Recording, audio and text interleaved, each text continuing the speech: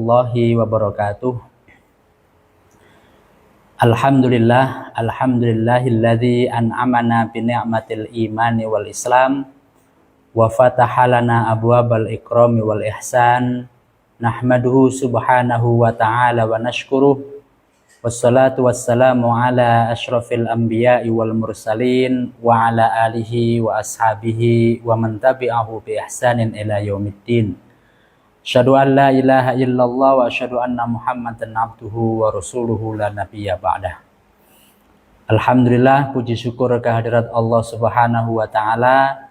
Pada sore hari ini kita bisa bertemu kembali dalam kajian rutin tematik kita di Qalbun Salim. Semoga kajian ini nanti akan bisa memberikan manfaat bagi kita semua. Salawat serta salam tetap terlimpahkan kepada junjungan Nabi besar Muhammad sallallahu alaihi wasallam, Nabi akhir zaman, Nabi yang diutus untuk kita taati dan kita patuhi. Wa ma arsalna min rasulin illa liyuta'a biidznillah. Nabi yang diutus untuk menyempurnakan akhlak manusia. Innama bu'istu liutammima makarimal akhlak. Jamaah yang dirahmati oleh Allah, sebagaimana judul yang sudah ada di flyer, yaitu apakah manusia masuk surga karena amalannya. Jika kita merujuk dalam Al-Quran, bahwasannya udkhulul jannata bima kuntum ta'malun, masuklah surga berdasarkan apa yang engkau kerjakan, atau berdasarkan amalan yang kita kerjakan. Tapi sekali lagi muncul pertanyaan, apakah masuknya kita ke surga nanti itu murni atau semata-mata karena amalan yang kita kerjakan? Tentu saja tidak. Sebagaimana Rasulullah Shallallahu Alaihi Wasallam bersabda, "La yadkhula ahadakumul jannata amaluhu." Jadi sekali-kali kalian tidak akan masuk surga semata-mata karena amalannya. Jadi ada kata-kata semata-mata. Ada dua alasan. Yang pertama, karena amalan kita itu belum tentu diterima oleh Allah Subhanahu wa taala. Kita sholat, kita puasa, kita bersedekah, itu belum tentu Allah menerima amalan kita. Makanya kita diperintahkan oleh Allah dan oleh Rasulnya untuk berdoa, Rabbana taqabbal minna sholatana wa siyamana wa qiyamana wa ruku'ana wa takhashu'ana wa tadarru'ana wa tamim taksirana ya Allah ya Rabbal Alamin. Itu adalah sebuah doa di mana semoga Allah mengabulkan sholat kami, puasa kami, kekhusyuan kami. Ini menunjukkan bahwa amalan yang kita kerjakan itu belum tentu diterima oleh Allah. Ya, bisa jadi sholat kita yang sudah puluhan tahun, ya, kita tidak tahu sholat mana yang diterima oleh Allah. Begitu juga puasa kita yang sudah kita kerjakan sejak usia balik hingga saat ini, kita tidak tahu puasa mana yang diterima oleh Allah. Maka kita selalu berharap, selalu berdoa agar amalan kita diterima oleh Allah. Maka ketika ada orang yang meninggal juga, kita kan selalu menyampaikan semoga segala amal perbuatannya diterima di sisinya, di sisi Allah. Ini menunjukkan bahwa tidak semua amalan manusia itu diterima oleh Allah Subhanahu wa taala. Kemudian alasan yang kedua, kenapa manusia itu masuk surga bukan semata-mata karena amalannya. Alasan yang kedua adalah karena itu adalah sebuah pertukaran yang sangat tidak seimbang. Gitu ya. Amalan kita yang sebegitu sedikit, sebegitu kecil mau ditukar dengan surganya Allah yang seluas langit dan bumi. Itu sebuah pertukaran yang sangat tidak seimbang dan tidak nutut. Mungkin anggaplah misalkan kita ingin menginap di hotel yang mewah, hotel bintang 5. Kalau di Surabaya itu mungkin hotel bintang 5 ada Hotel Majapahit begitu ya, atau Hotel Novotel, atau hotel-hotel bintang 5 yang mungkin semalam bisa 5 juta, 10 juta. Tapi kita hanya punya uang 100.000. itu tidak mungkin kita bisa bermalam di situ. Atau misalnya di luar negeri ada hotel Marina Bay Sands di Singapura yang satu malamnya bisa 20 sampai 30 juta. Tidak mungkin ada seorang yang punya uang 100.000 kok bisa menginap di sana. Kalaupun ternyata bisa jadi dia punya, bahasa sekarang itu ordal, orang dalam. Entah temannya manajer atau temannya CEO begitu ya. Nah, jadi begitu juga dengan manusia. Sodako 100.000, sodako 1 juta, lah kok mau ditukar dengan surganya Allah yang seluas langit dan bumi? Ya, itu sebuah pertukaran yang tidak seimbang, gitu ya. Kemudian lantas pertanyaan berikutnya, lantas manusia masuk surga itu karena apa kalau bukan karena amalnya? Rasulullah melanjutkan dalam hadis tadi, illa ayyataghammadiyallahu birahmati, kecuali Allah memberikan rahmatnya kepada orang tersebut. Artinya Allah memasukkan surga seseorang itu bukan murni semata-mata karena amalannya, tapi karena rahmat Allah Subhanahu wa ta'ala. Kalaupun misalkan ada orang masuk surga karena amalnya, itu mungkin sepersekian persen. Ya mungkin berapa persen begitu, mungkin 1%, sedangkan 99% itu karena rahmat Allah Subhanahu wa ta'ala. Makanya Kiai Haji Hasan Abdullah Sahal itu seringkali kalau ceramah itu mengatakan illa man rahimah rabbi, illa man rahimah rabbi, kecuali Allah memberikan rahmatnya, karena memang manusia masuk surga itu karena rahmat Allah Subhanahu wa ta'ala. Ada 2 hadis ya yang menunjukkan bahwa manusia masuk surga itu karena rahmat Allah, bukan semata-mata karena amalnya.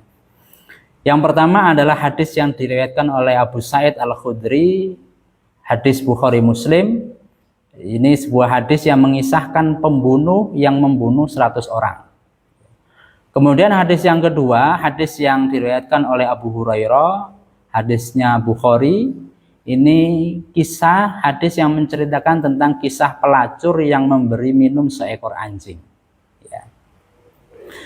Bapak Ibu yang dirahmati Allah, hadis yang pertama, hadis yang diriwayatkan oleh Bukhari Muslim terkait dengan seorang yang membunuh 100 nyawa. Kana fi man kana qablakum rajulun qatala tis'atan wa tis'ina nafsan. Suatu ketika ada seorang laki-laki yang sudah membunuh 99 nyawa, gitu ya. Fasa'ala an a'lam ahlil ardi. Kemudian dia tanya kepada orang-orang, ada enggak orang yang pintar, yang ahli agama, yang ada di daerah situ, yang bisa dikonsultasi terkait dengan dosa-dosa yang sudah dia perbuat. Fadulla ala rohibin. Kemudian orang-orang itu menunjukkan kepada seorang pendeta. Fa'atahu faqala innahu qatala tis'atan wa tis'ina nafsan. Kemudian laki-laki tadi mendatangi rohib itu dan dia menginformasikan bahwa dia sudah membunuh 99 nyawa. Fahallahu min taubatin, apakah masih ada ruang atau kesempatan baginya bertaubat? Faqala, kemudian rohib tadi menjawab, la, oh enggak bisa, kamu sudah terlalu banyak berdosa, terlalu banyak orang yang kamu bunuh, maka kamu sudah nggak bisa bertaubat lagi, pintu taubatmu sudah ditutup. Faqatalahu fakammala bihi mi'atan. Kemudian laki-laki tadi merasa mangkel, oh, saya itu kesini bahasanya ingin menghapus dosa saya, ingin bertaubat, loh kok malah gak diterima taubat saya. Maka dia membunuh rohib tadi, pendeta itu dibunuh sekalian sehingga jangkeplah menjadi 100 orang yang dibunuh. Jadi tadi kan datang ke pendeta sudah membunuh 99 orang. Nah, ketika kemudian pendeta itu mengatakan, oh tidak ada pintu taubat terbuka untukmu, maka pendeta itu dibunuh sekalian menjadi 100. Summa sa'ala an a'lam ahlil ardi. Kemudian tanya lagi kepada orang-orang siapakah yang kira-kira bisa dimintai konsultasi terkait dengan dosa-dosanya. Fadulla ala rajulin alimin. Kemudian ditunjukkan, orang-orang itu menunjukkan, kamu ke sanalah, ada seorang laki-laki yang alim gitu ya. Faqala innahu qatala mi'ata nafsin. Kemudian datanglah laki-laki itu ke rajul yang alim tadi, kemudian mencurhatkan bahwa dia sudah membunuh 100 orang. Fahallahu min taubatin, apakah dia masih bisa bertaubat? Ya, mungkin karena saking banyaknya dosa itu. Faqala na'am, kemudian orang alim tadi di luar dugaan dia mengatakan, oh masih, Anda masih bisa diterima taubatnya. Wa may yahulu bainahu wa bainat taubah intalik ila ardin kada wa kada fa inna biha unasun ya'budunallah fa'budillah ma'hum. Nah, tapi syaratnya apa? Kamu harus pergi ke sebuah daerah, ya, di mana daerah itu ada banyak manusia yang menyembah Allah dan sembahlah Allah bersama mereka. Wala tarji ila ardika fa innaha ardun su'in, dan janganlah kamu kembali ke desamu karena desamu itu desa yang buruk, ya, lingkungannya buruk. Nah, di sini pentingnya pengaruh lingkungan ya terhadap pembentukan kepribadian dan karakter kita. Ya, jadi diberi petunjuk, kamu pergilah ke desa tertentu, desa itu banyak orang soleh, ya, dan sembahlah Allah bersama mereka. Gitu. Fantalaqa hatta idana safatorik atahul maut. Kemudian pergilah laki-laki itu ke desa yang ditunjukkan tadi, tetapi di tengah perjalanan, ya, laki-laki itu meninggal dunia. Atahul maut. Fahtasamat fihi malaikatur rahmah wa malaikatul adab. Kemudian datanglah malaikat rahmat dan malaikat adab, di situ berdebat. Yang malaikat rahmat mengatakan akan membawanya ke surga, sedangkan malaikat adab akan membawanya ke neraka. Faqalat malaikatur rahmah, kemudian malaikat rahmah menjawab, mengatakan, ja'ata iban mukbilan biqalbi ilallah. Dia itu datang susah-susah, capek-capek gitu ya, dengan hati yang ikhlas untuk bertaubat kepada Allah, untuk mendapatkan ampunan Allah. Faqalat malaikatul adab, tetapi malaikat adab mengatakan, innahu lam ya'mal khairan qad, tapi dia belum mengerjakan kebaikan sedikit pun. Dia kan masih akan mau sedang gitu ya. Belum mengerjakan kebaikan sedikit pun, tapi masih akan. Nah, gitu. Ya, tapi kan dia sudah berjalan jauh-jauh, capek-capek. Pokoknya malaikat dua itu bertengkar. Fa'atahum malakun fi suratin adamiyyin. Nah, kemudian datanglah malaikat dalam wujud sebagai manusia. Faja'aluhu bainahum. Kemudian mencoba memberi jalan tengah kepada dua malaikat ini. Ya, ternyata malaikat juga bisa bertengkar ya, berdebat antara satu dengan yang lain. Faqala, kemudian malaikat tadi mengatakan, malaikat yang berwujud sebagai manusia tadi, kisu itu ukur lah, ma bainal ardhaini, di antara dua desa itu. Misalkan anggaplah ini desa yang dituju ya, kemudian ini desa dia yang pertama yang su tadi ya, disuruh ngukur, orang itu meninggalnya di tengah sini, disuruh ngukur kisuma bainal ardhaini fa ila ayyihi kana adna fahuwa lahu. Posisinya dia itu lebih dekat ke desa yang dituju atau desa yang ditinggalkan. Nah, kalau dia posisinya dekat dengan desa yang dituju, berarti dia berhak masuk surga. Tapi kalau dia masih di atas berapa langkah, berarti dia masih bisa masuk neraka gitu ya. Kalau nanti masuk surga gitu. Faqasuhu fawajaduhu adna ila ardil lati arodat. Setelah diukur, ternyata dia meninggalnya itu lebih dekat kepada desa yang dituju. Faqabadathu malaikatur rahmah. Kemudian malaikatur rahmah membawanya dan memasukkan ke surga. Nah, dari hadis tersebut kita bisa mengambil garis merah bahwa seorang dia membunuh 100 nyawa dan bahkan tidak pernah mengerjakan kebaikan sedikit pun bisa masuk surga.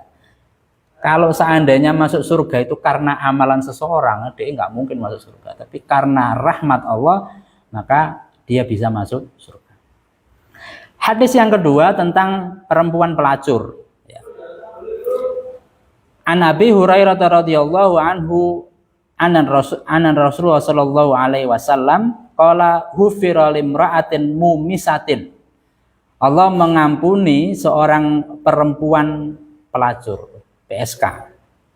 Marrat bikalbin ala ra'sin rokiyin yalhas. Dia diampuni gara-gara dia melewati seekor anjing yang dia itu sedang menjulur-julurkan lidahnya karena kehausan. Jadi anjing itu walaupun nggak kehausan pun menjulur-julurkan lidahnya, apalagi kehausan ya. Qala kada yaqtuluhul atos, bahkan anjing itu hampir meninggal gara-gara hausnya tadi. Fanaza'at khuffaha, kemudian perempuan itu mencopot khufnya. Khuf itu kayak kaos kaki begitu ya, pelindung kaki, tapi bukan naal, bukan sandal ya, ada sendiri. Fa'ausaqathu bihimariha, kemudian mengikat dengan kain kepalanya. Fanaza'at lahu minal ma', kemudian dia turun ke sumber air itu, ke sumur. Faghufira laha bidzalik, kemudian Allah mengampuni dosa-dosanya gara-gara perbuatannya itu. Bayangkan seorang perempuan pelacur setiap hari melayani pria hidung belang, hanya gara-gara perbuatan itu dia diampuni dosanya. Itu kalau bukan karena rahmat Allah, tidak mungkin dia bisa diampuni. Jamaah yang dirahmati oleh Allah, maka karena manusia itu masuk surga bukan semata-mata karena amalannya, maka jangan terlalu bersandar pada amalan kita. Mungkin kita ada yang, Ustaz, saya sudah puasa Senin Kemis gitu, insya Allah saya masuk surga. Belum tentu.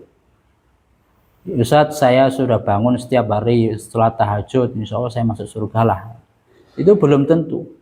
Maka ciri-ciri orang yang terlalu bersandar pada amalannya itu adalah sebagaimana yang disampaikan oleh Ibnu Athaillah dalam Al-Hikam, min alamatil i'timadi 'alal amal. Jadi ciri-ciri orang yang iktimat, terlalu iktimat pada amalnya adalah nuqsanur roja inda wujudiz zalal. Rojaknya kepada Allah itu turun, nukson, berkurang ketika amalannya itu gagal. Maksudnya bagaimana? Misalkan dia bersodako, beramal, kemudian dalam amalnya, dalam sodakonya itu dia berharap bahwa misalkan dia sodako 1 juta, berharap dia kemudian kalau sodako kan janjinya Allah dilipat gandakan menjadi 700 bahkan lebih begitu ya. Tapi ternyata dia pancetnya gak suge-suge, nah gitu ya. Akhirnya dia nuksonur roja, harapannya turun, padahal Allah mengembalikan pahala sodako itu tidak mesti harus dengan harta, bisa jadi diberikan kesehatan, bisa jadi diberikan anak yang soleh dan seterusnya. Tapi dia tidak membaca itu. Pokoknya dia membacanya, saya sodako 1 juta kali 10 juta menjadi 700 juta begitu, hitung-hitungan matematika. Akhirnya dia berkesimpulan, alah aku sodako gak sodako podo wae tetap miskin, tetap melarat. Nah itu dia akan nukson, rojaknya akan nukson ketika amalannya gagal. Bisa jadi kemudian dia rojak kepada selain Allah, kepada pesugihan atau kepada yang lain, karena rojaknya kepada Allah sudah gagal. Maka di sini itu adalah tanda-tanda orang yang terlalu beriktimat kepada amal, terlalu bersandar pada amalnya. Bersandarnya kepada Allah mestinya, bukan bersandar kepada amal. Lantas kemudian ketika Allah tidak memasukkan kita, tidak memasukkan ke surga berdasarkan amalnya, artinya kita nggak usah beramal, ya tidak begitu. Amalan itu tetap dikerjakan dalam rangka supaya Allah memberikan rahmatnya kepada kita semua. Maka Allah sudah menyampaikan, wala tai'asu wala taqnatu min rahmatillah wala tai'asu min rauhillah. Janganlah kita itu berputus asa dari rahmat Allah. Yang kita kejar itu adalah rahmat Allah. Jadi amalan kita itu bukan semata-mata yang menjadikan kita masuk surga, tapi yang menjadikan kita masuk surga adalah rahmat Allah Subhanahu wa taala. Karena masuk surga atau tidaknya itu adalah hak prerogatifnya Allah. Surga dan neraka itu milik Allah, maka Allah berhak apapun memasukkan siapapun ke dalam surganya Allah dan memasukkan siapapun ke dalam nerakanya Allah Subhanahu wa taala. Maka Bapak Ibu yang dirahmati Allah, pada kesempatan yang mulia ini marilah jika kita memiliki amal baik, janganlah kita terlalu bersandar pada amalan kita, kemudian dengan senantiasa terlalu percaya diri dengan amalan kita merasa sudah banyak berbuat amal, kemudian sudah pasti masuk surga, tapi kita tetap harus berharap kepada Allah bahwasanya yang memasukkan kita kepada surganya Allah adalah rahmat Allah Subhanahu wa taala. Mungkin itu yang bisa saya sampaikan. Semoga apa yang kita pelajari pada sore hari ini bermanfaat. Allahumma fa'lana bima 'allamtana wa 'allimna ma yanfa'una warzuqna 'uluman tanfa'una fid dini wad dunya wal akhirah. Subhanakallahumma wa bihamdika asyhadu an la ilaha illa anta astaghfiruka wa atubu ilaik. Wabillahi taufiq wal hidayah. Assalamualaikum warahmatullahi wabarakatuh.